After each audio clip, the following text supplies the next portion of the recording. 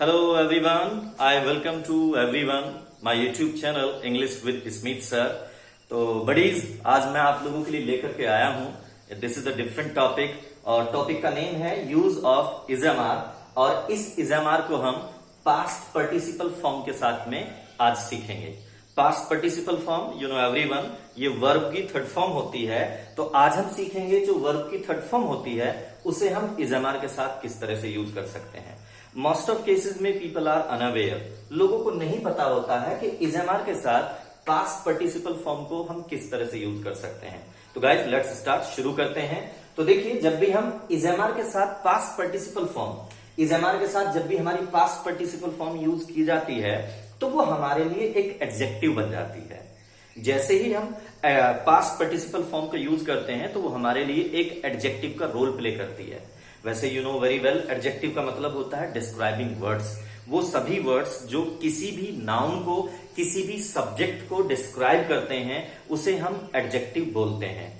और किस तरह से हम यूज करते हैं, जब वो एडजेक्टिव बन जाता है और जब इजएमआर के साथ पास्ट पार्टिसिपल फॉर्म यूज होती है तो हम उसे यूज करते हैं to show state and condition of something and somebody.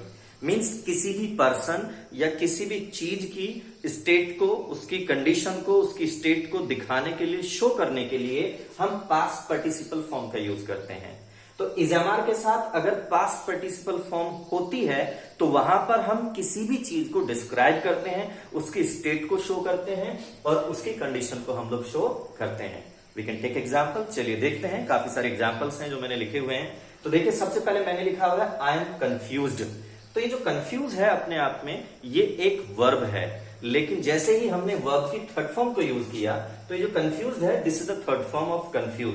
तो जब हम पास्ट पार्टिसिपल फॉर्म को हम एम के साथ यूज करते हैं तो वो हमारे लिए एडजेक्टिव बन जाता है। तो यहां पर मैं अपनी आई की स्टेट को, आई की कंडीशन को शो कर रहा हूं। तो मेरी कंडीशन कैसी है? आई एम कंफ्यूज्ड, मैं कंफ्यूज्ड हूं।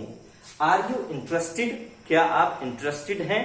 तो यहां पे ये जो इंटरेस्टेड है, this is also the past participle form of a verb. एक वर्ब की वो थर्ड फॉर्म है। तो क्या आप इंटरेस्टेड हैं? इसी सेंटेंस को हम आगे भी बढ़ा सकते हैं। Are you interested to know, क्या आप जानने में इंटरेस्टेड हैं?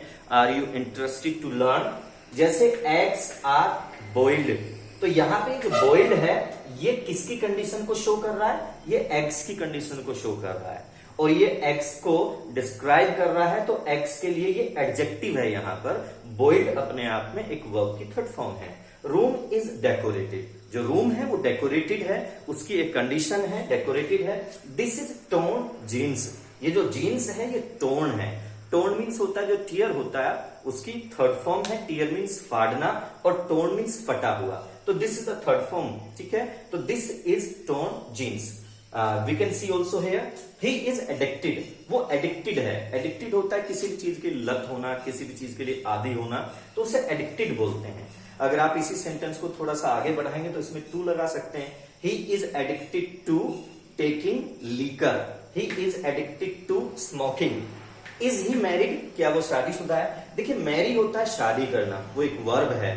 तो यहां पर हमने मैरिड, तो हम किसकी स्टेट को शो कर रहे हैं? ही की स्टेट को शो किया जा रहा है। I am stuck in meeting, मैं किसी मीटिंग में फंसा हुआ हूं, तो ये स्टक हो जाएगा यहां पर। ये भी अपने आप में एक पास्ट पार्टिसिपल फॉर्म है। डोर इज लॉक्ड, जो हमारा डोर है वो लॉक है, उसमें ताला लगा हुआ है।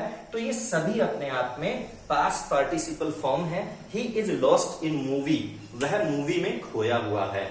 तो इस तरह से ये जितनी भी मैंने यहाँ पे पास्ट पार्टिसिपल फॉर्म्स का यूज किया है, तो ये सभी फॉर्म्स हमारे लिए क्या बन जाती हैं? एक तरह से ये हमारे लिए एडजेक्टिव का रोल प्ले करती हैं और इन एडजेक्टिव्स को हम किसी की स्टेट को या किसी की कंडीशन को शो करने के लिए यूज करते हैं। और भी काफी सारे एडजेक्टिव्स होंगे जिसे हम पास्ट पार्टिसिपल फॉर्म से बनाएंगे, वो सभी मैं अपने डिस्क्रिप्शन बॉक्स में आपको मेंशन कर दूंगा, तो आप वहां जाकर के देख सकते हैं। और मेरी इस वीडियो को पूरा देखिए और इस वीडियो को लाइक कीजिए। और अगर आपने मेरा चैनल सब्सक्राइब नहीं किया है तो मेरे चैनल को आप सब्सक्राइब करना ना भूलें। Thank you very much.